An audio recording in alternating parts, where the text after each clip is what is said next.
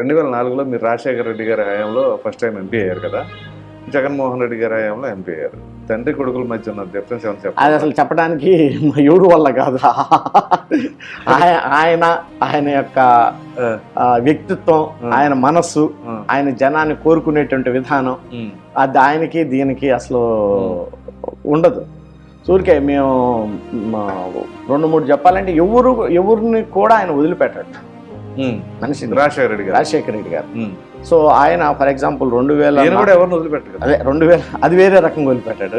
2004లో ఎంతమందికి రాజశేఖర రెడ్డి గారు ఎంపీగా టికెట్లు ఇచ్చాడు. 2009లో మరలా ఎంపీగా ఆ ఉన్న బ్యాచ్ని ఎంతమందిని ఆయన కలుపుకొని పోయాడు. ఈయన 2019లో ఎంతమందికి ఎంపీ టికెట్లు ఇచ్చాడు, 2024లో ఎంతమందిని కలుపుకొని పోయాడు. ఏంటి వాళ్ళ దగ్గర లేనటువంటి ఏంటి? ఇది ఒక్కటి చాలు కదా.